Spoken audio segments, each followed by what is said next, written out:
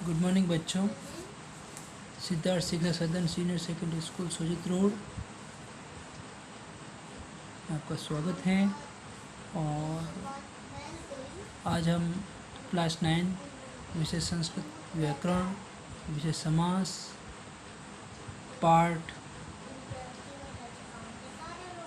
1 लेके आ रहे हैं द्वंद्व समास का। और द्वंद्व समास जब किसी सामासिक पद यानी समस्त पद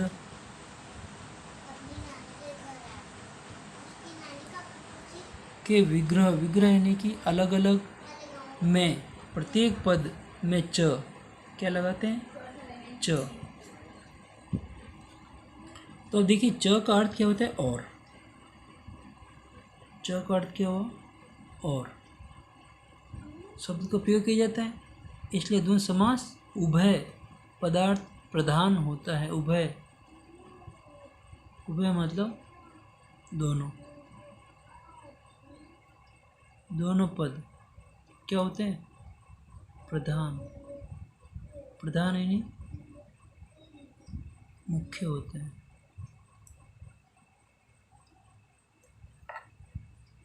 द्वंद्व समास के भेद,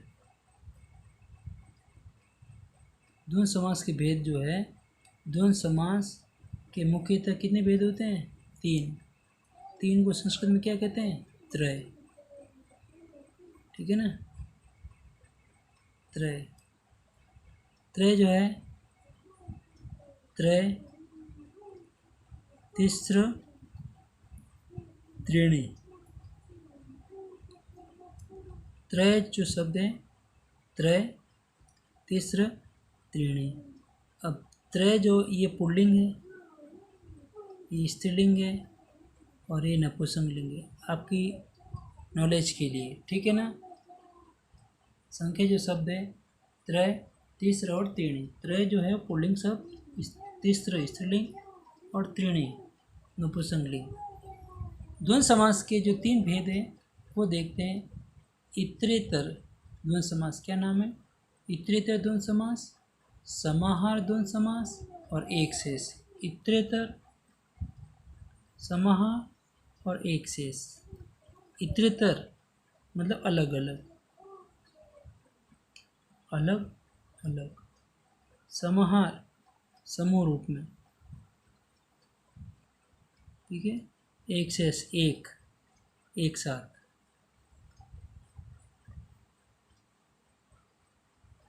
ठीक है। तो अब देखिए इतरेतर द्वंद्व समास में देखिए, इतरेतर आपको पता है, शब्द में देखिए, इतरेतर शब्द, इतर प्लस इतर। देखो शब्द को समझने की जरूरत है। इतर प्लस इतर, प्लस के पहले र, प्लस के बाद में ई। ठीक है। तो जो र है, संधि में मैं आपको बता रहा हूँ एक नॉलेज के लिए। ठीक है, नॉलेज के रूप में बता रहा हूँ आपको मैं कि र क्या है, व्यंजन है। र क्या है, व्यंजन। और र में से किसको बाहर निकाला, स्वर को। अ प्लस ई, अ प्लस ई बराबर क्या होते हैं, ए। संधि कौन सी होगी, गुण। ठीक है। एक नॉलेज के लिए कि किस प्रकार तोड़ा हमने ये इतरेतर शब्द को। इतरेतर शब्द इतर प्लस इतर योग से बना है, इतर प्लस इतर योग से बना। ठीक है ना। इसका शाब्दिक अर्थ क्या होता है, शाब्दिक अर्थ देखें, शाब्दिक अर्थ होता है अलग अलग होना, अलग अलग। अब ये पता चला ना आपको, अलग अलग सब।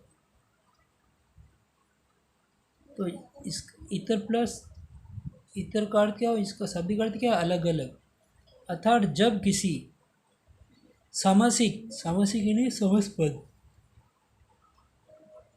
सामासिक पद में प्रयुक्त सभी पद, सामासिक यानी समस्त पद में प्रयुक्त सभी पद क्या होते हैं? अलग अलग होते, अलग अलग अपनी प्रधानता, ये प्रधानता यानी मुख्य, प्रधानता को प्रकट करते हैं तो वहाँ इतरेतर द्वंद्व समास माना जाता है। क्या माना जाता है? इतरेतर द्वंद्व समास माना जाता है। ठीक है।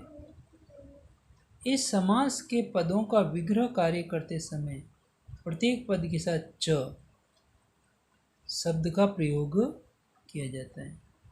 देखो विग्रह में भी आप ध्यान रखना कि जब हिंदी में जो विग्रह होता है, जब हिंदी में, ध्यान रखना कि हिंदी में जब विग्रह होता है, इसी समास का हिंदी में विग्रह होता है तो क्या लगाते हैं? और शब्द। और जो संस्कृत में आया तो संस्कृत में सीधा ही पदों का विग्रह होता है। दो पद होते हैं, सबसे बड़ी बात होती है कि दो पद, और इसमें तो दोनों पद क्या होते हैं? उभय होते हैं, मुख्य रूप से ही होते हैं। ठीक है ना। तो पदों का विग्रह, विग्रह नहीं अलग करना,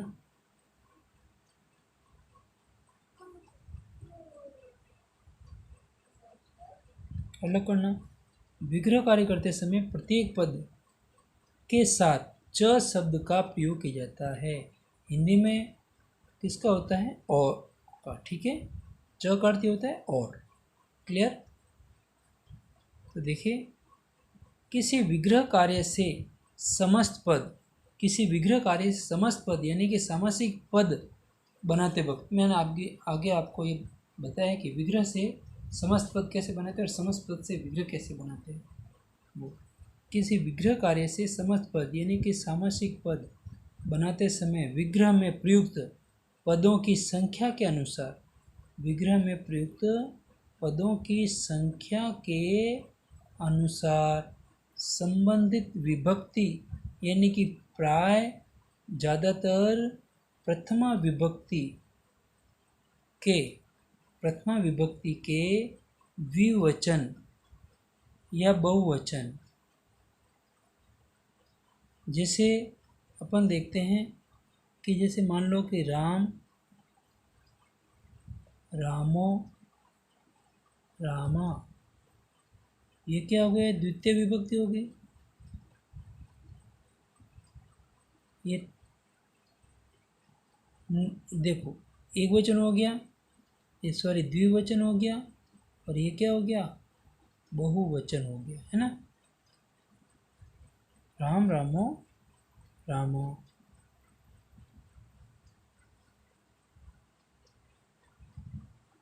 प्रथम विभक्ति है ना।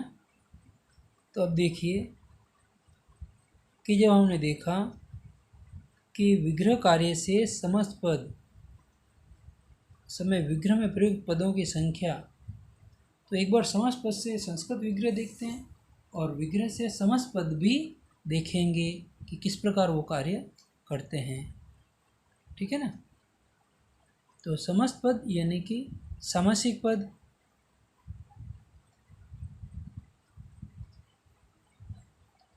और संस्कृत विग्रह यानी कि अलग अलग। अब देखो समस्त पद में क्या है? राम, लक्ष्मणों। क्या है? राम, लक्ष्मणों। तो जो ये समस्त पद है और समस्त पद से हमने किया संस्कृत विग्रह, तो रामः च लक्ष्मणः च, रामः च लक्ष्मणः च। और जी अगर अपन हिंदी में करते कि राम और लक्ष्मण, सिंपल सी बात है। लेकिन संस्कृत में जो रामः च लक्ष्मणः, ये प्रथमा विभक्ति है। ठीक है ना, पुल्लिंग। तो रामः विसर्ग, लक्ष्मणः, तो रामः च लक्ष्मणः च। ठीक है ना। अब देखिए कि राम, भरत, लक्ष्मणा, देखो द्विवचन और बहुवचन में भी आता है। ये देखो यहाँ पे लक्ष्मणो, यानी कि यहाँ अगर लक्ष्मण लक्ष्मणों लक्ष्मणा होता तो रामो लक्ष्मणो द्विवचन हुआ। और यहाँ देखिए कभी कभी बहुवचन में बोलते हैं राम भरत लक्ष्मणा, तो लक्ष्मण लक्ष्मणों लक्ष्मणा बहुवचन में भी होता है। तो द्विवचन में भी हो गया, बहुवचन में भी हो गया।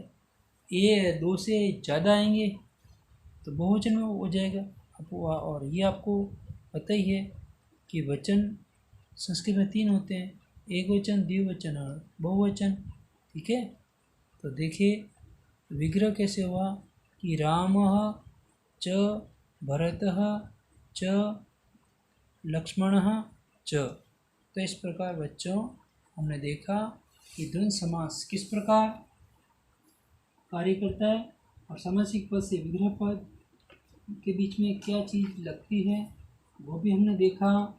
और आपको इस प्रकार पता चल ही जाता है कि संस्कृत विग्रह से समास पद कैसे बनते हैं और समास पद से विग्रह कैसे बनते हैं।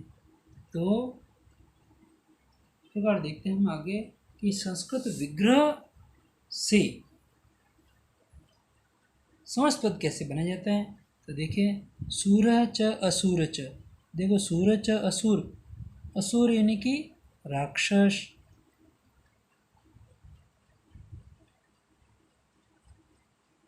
यानी कि जो देवता नहीं है, असुर जो सुर नहीं है, सुर यानी देवता।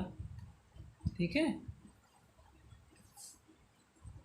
तो कैसे किया सुरा सुरो, सुरा सुरो। तो इसका संधि विच्छेद आप तोड़ना आना चाहिए, अगर कंफ्यूजन होते तो तोड़ दो। सूर प्लस असुर, देखो हो जाता ना, तो ध्यान देना चाहिए। देखो कंद च, कंदम च, मूलम च, फलम च। कंद फूल मला फलानी, अब ये फलानी क्यों आए हैं बताओ। देखें फलानी इसलिए आए बच्चों कि जो फल जो शब्द है वो नपुंसक लिंग है। फल शब्द क्या है, फल शब्द नपुंसक लिंग है, नपुंसक लिंग। लिंग 3 होते हैं ना, पुल्लिंग, स्त्रीलिंग और नपुंसक लिंग। तो नपुंसक लिंग में प्रथमा और द्वितीया विभक्ति एक ही होती है। जैसे अपन कहें फलम, फले, फलानी, ठीक है, उसी प्रकार ये प्रथमा हो गई तो द्वितीय में भी वही हो गई, फलम, फले, फलानी। ठीक है, उसी प्रकार चाहे तो पुस्तक, पुस्तक ले लो, कलम ले लो, तो पुस्तकम, पुस्तके, पुस्तकानि, कलम, कलमे, कलमानि। प्रथमा और द्वितीया से विभक्ति होती है, इसलिए देखो फलानी सब बहुवचन में आया, आया ना। कलम, कलमे, कलमानि। और जब तृतीय विभक्ति से लेके सप्तमी विभक्ति तक क्या होगा, पुल्लिंग शब्द की तरह आएंगे। और जो ही मान लो फल शब्द तृतीय विभक्ति में आया तो फलेन हो जाएगा, वो पुल्लिंग की तरह, राम शब्द की तरह हो जाता है। तो इस प्रकार आपको पता चल गया होगा। तो आप शब्दार्थ भी देख लिया करें, पुल्लिंग, स्त्रीलिंग और नपुंसक लिंग। ठीक है ना। अब देखते हैं इसके उदाहरण किस प्रकार हैं। तो देखिए पार्वती परमेश्वरो, पार्वती समास पद या सामासिक पद में देखिए पार्वती परमेश्वरो, तो संस्कृत विग्रह क्या होगा, पार्वती च परमेश्वरः, पुल्लिंग है ना, एक वचन, परमेश्वरः च। फिर देखिए माता पितरो या पितरो, देखो माता पिता भी लिख सकते हैं, माता पिता भी लिख सकते हैं, माता पितरो भी लिख सकते हैं, या फिर अगर माता पिता या माता पितरो के स्थान पे सिर्फ पितरों भी आए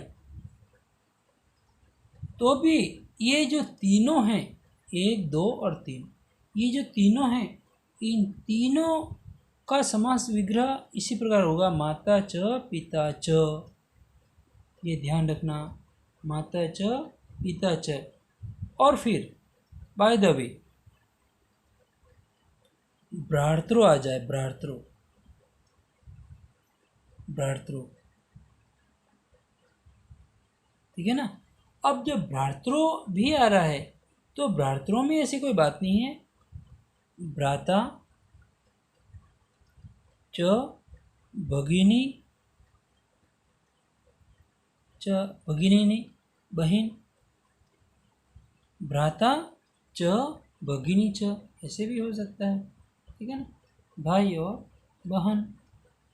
अब देखिए, धर्मार्थ काम मोक्षा, ये विच्छेद भी होता है, दीर्घ संधि में भी ऐसे वर्ड आ जाता है। धर्म च अर्थ, धर्म धन अर्थ भी उसमें दीर्घ संधि होती है ना, तो शब्दों को तोड़ना और जोड़ना दोनों आना चाहिए। तो धर्मार्थ काम मोक्षा, जो इस प्रकार शब्द है तो घबराने की जरूरत नहीं है, शब्दों को तोड़ो, आगे बढ़ो। धर्म च अर्थ च काम च मोक्ष च। धर्म अर्थ काम मोक्ष, ये क्या है पता भी आपको? 4 पुरुषार्थ है ना, ये क्या है? 4 पुरुषार्थ, ये नॉलेज के लिए 4 पुरुषार्थ, धर्म अर्थ काम और मोक्ष, ठीक है। फिर देखिए, देवासुरो, तो इसमें देखिए देवासुरों में देवश्च असुरश्च, देवश्च असुरश्च, देव च असुर च भी लिख सकते हैं, देवश्च असुरश्च भी लिख सकते हैं। लाभा लाभो, लाभ च अलाभ च, लाभ च अलाभ च। अब देखिए, इसमें कुछ उदाहरण भी आपके सामने प्रस्तुत किए जा रहे हैं कि कृष्णा अर्जुन, अब ऐसे शब्द आ रहे थे, कृष्णा अर्जुनों को तोड़ दो, सिंपल सी बात है। सीतारामो, आपको तो देखो द्विवचन में, ये भी द्विवचन, ये भी द्विवचन। कत कतु, कत कतवतु, ये कत कतवतु आपने शब्द सुने ही होगा, ये प्रत्यय ही है, निष्ठा कत कतवतु, ठीक है ना। वाणी विनायको, देखिए वाणी विनायको, विनायक शब्द आपने सुने होगा ना, वाणी विनायको। तो ये कुछ ऐसे उदाहरण दे रखे हैं, जो उदाहरण आपको अच्छी तरह से समझना है, अच्छी तरह से करना है। और प्यारे बच्चों, आपको वीडियो अच्छी तरह से सुनना है, समझना है और कार्य को क्रियान्वित करना है। और फिर आपको जो ये प्रश्न दिखाई दे रहे हैं, इन प्रश्नों को भी अच्छी तरह से पहले पढ़ना है। हमेशा ध्यान रखें, कभी भी आपके हाथ में पेपर भी आ जाता है, एग्ज़ाम का पेपर, तो आप अच्छी तरह से उन प्रश्नों को ढंग से सरसरी नज़र से देखना, अच्छी तरह से देखना है और फिर कार्य करने के लिए बैठना है। तो इसी प्रकार आपको भी इन प्रश्नों को अच्छी तरह से देखना है, समझना है, वीडियो को दोबारा भी सुनना है, 1 नहीं 2 बार नहीं 3 बार सुनो, समझो, फिर इन प्रश्नों को अच्छी तरह से करो। और जो प्रश्न करते वक्त आप चैप्टर का नाम लिखें, अपना नाम लिखें, पेज नंबर लगाएं, अच्छी राइटिंग में करें। कुछ बच्चे बहुत अच्छी राइटिंग में कर रहे हैं, आप भी कोशिश करें कि आप भी उनकी तरह कार्य करें, जिससे कि कार्य हो जाए, ठीक है ना। और आप वीडियो का लाभ ले रहे हो, अच्छी तरह से बैठे हो, कार्य हो रहा है, कार्य चेक भी किया जा रहा है, आपकी भी पढ़ाई अच्छी तरह से चल रही है, तो उसमें निरंतरता बनाए रखें और कार्य को ढंग से करते रहें और प्रश्नों का उत्तर अच्छी तरह से देवें। Thank you.